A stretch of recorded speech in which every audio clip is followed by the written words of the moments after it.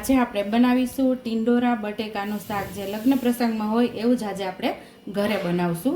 તો એના માટે આપણે અહીંયા 300 ગ્રામ જેટલા ટિંડોરા લીધા છે અને 2 બટેકા લઈ લીધા છે, એને આપણે છોલી લીધા છે। અહીંયા આપણે 2 ટમેટા ખમણી લીધા છે, ખમણીમાં, અને લીલા ધાણા 1 ચમચી, વરિયાળી 1.5 ચમચી, સફેદ તલ, 1 લસણનો ગાંઠિયો ફોલી લીધો છે, 1 ઇંચ આદુનો ટુકડો છે, 2 લીલા મરચાં, મુઠ્ઠી જેટલા માંડવીના બી અને 1 ચમચી ગરમ મસાલો લીધો છે। અહીંયા આપણે મીઠું લીધું છે। બાકી રેગ્યુલર મસાલાની અંદરથી મસાલાનો ઉપયોગ કરી ટેસ્ટી એવું ફ્રાય કરી અને ટિંડોરા બટેકાનું આપણે શાક તૈયાર કરીશું। આપણે ઉપર નીચેથી ટોપકીનો ભાગ કાઢી ટિંડોળામાંથી, અને એક ટિંડોળામાંથી આપણે 4 ભાગ કરવાના છે। આવી રીતે ચીરુની અંદર આપણે લાંબી લાંબી ચિપ્સમાં સુધારી લેવાના છે।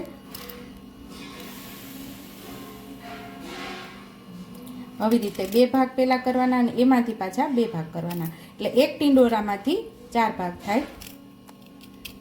બટેકાને પણ એવી રીતે આપણે લાંબી લાંબી ચિપ્સમાં જ સુધારવાના છે। તો એક બટેકાની અંદરથી 3 ભાગ કરી લેવાના છે। પછી આવી જ રીતે લાંબી લાંબી ચિપ્સની અંદર આપણે બટેકાને સુધારી લેવાના છે। જેવા આપણે ટિંડોળા સુધાર્યા છે એવા જ આપણે બટેકાને સુધારી લેવાના છે। અહીંયા આપણે ટિંડોળા અને બટેકાને બેયને સુધારી લીધા છે। હવે આપણે એને ફ્રાય કરવાના છે। તો કડાઈની અંદર આપણે તેલ ગરમ થવા રાખી દીધું છે, એટલે ટિંડોળા અને બટેકાને બેયને અલગ અલગ આપણે ફ્રાય કરી લેશું, એટલે કે તરી લેશું। અહીંયા આપણે માંડવીના બી છે એ ઉમેરી દેશું, 1 ચમચી વરિયાળી લીધી એ પણ, અને તલ સાથે ત્રણેયનો આપણે ભૂકો કરી લેવાનો છે।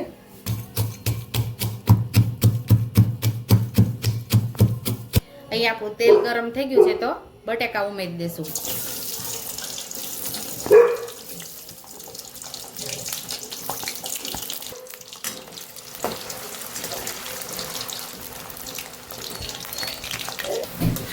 અહીંયા આપણે બટેકાને તળી દીધા છે। હવે જોઈ લઈએ। અહીંયા આપણે બટેટા 70% જેટલા પાકી ગયા છે, તો આપણે એને બાઉલમાં કાઢી લઈશું।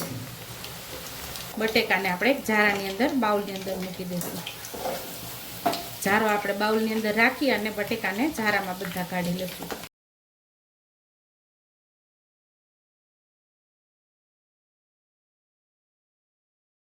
સેમ એ જ રીતે આપણે ટિંડોળાને પણ તળી લેવાના છે।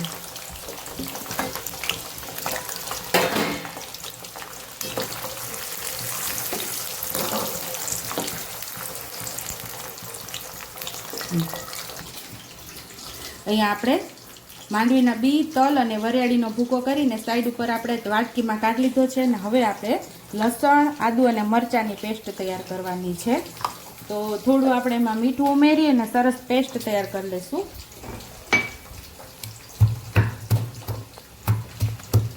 હવે આપણે ટિંડોળાને જોઈ લઈશું। તો એ પણ 70% જેટલા તળાઈ ગયા છે, તો હવે એને પણ આપણે કાઢી લઈશું।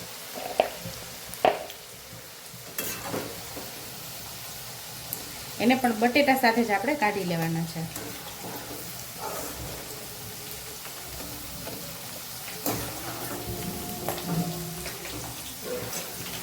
એમાં તેલ, જે વધારાનું તેલ હતું એ આપણે કાઢી લીધું છે। હવે આપણે એનો વઘાર કરવાનો છે।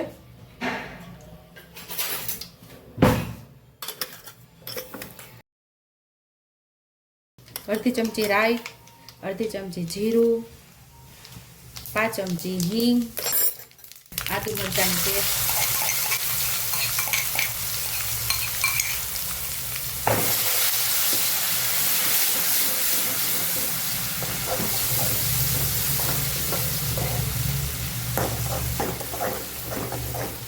અહીંયા આપણે ટમેટા ઉમેરી દઈશું। એને સરસ મિક્સ કરી લઈશું। અહીંયા જ આપણે બધા મસાલા કરી લઈશું। અહીંયા આપણે ગરમ મસાલો ગેસ ધીમો કરી નાખશું। આપણે અડધી ચમચી હળદર, 1 ચમચી લાલ મરચું પાવડર, 1 ચમચી ધાણા જીરું,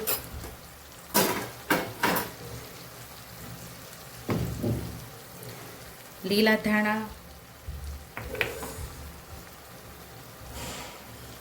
સ્વાદ મુજબ મીઠું. હવે આપણે ગેસ ફાસ્ટ કરી અને બધો મસાલો મિક્સ કરી અને સાતળી લેવાનું છે. ટમેટા પણ સરસ પાકી જશે એની સાથે જ આપણો મસાલો પણ બહુ મસ્ત એવો પાકી જશે.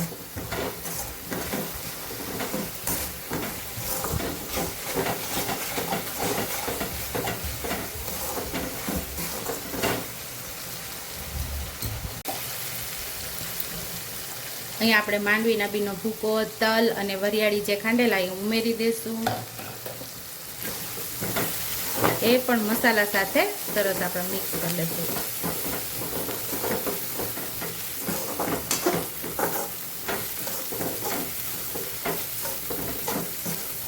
અહીંયા તેલ સરસ છૂટું પડી ગયું છે તો આપણે બટેકા અને જે ટીંડોળા તળેલા એ ઉમેરી દઈશું. અહીંયા મસાલા સાથે સરસ મિક્સ કરી લઈશું.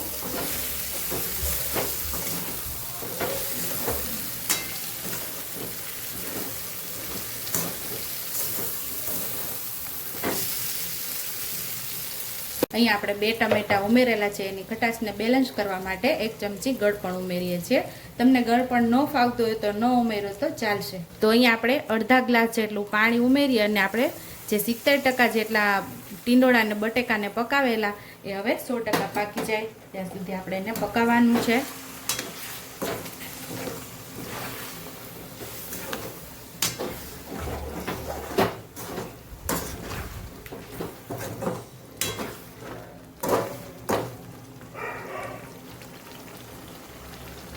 અહીંયા 7 થી 8 મિનિટથી આપણું શાક પાકતું હતું અને મસ્ત એવું આપણું શાક પણ પાકી ગયું છે. અહીંયા હવે આપણે અડધા લીંબુનો રસ ઉમેરી દઈશું.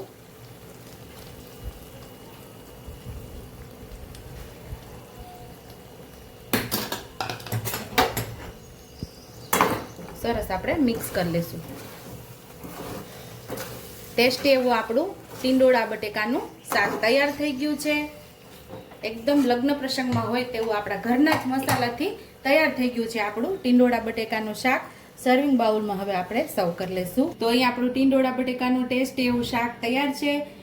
સ્વામીની પડવાળી રોટલી કે સાદી રોટલી કે ભાખરી કે પરોઠા સાથે ખાવાની ખૂબ જ મજા આવે છે. ઉપરથી આપણે લીલા ધાણાથી ગાર્નિશ કરી દઈશું. જો તમને મારી રેસીપી પસંદ આવી હોય તો મારી રેસીપીને લાઈક કરજો, શેર કરજો, સબસ્ક્રાઈબ કરજો, હાઈપ કરજો અને બેલ આઇકોનને દબાવતા ભૂલતા નહીં. અને કમેન્ટ બોક્સમાં કમેન્ટ કરજો કે મારી રેસીપી કેવી લાગી. તો આવજો.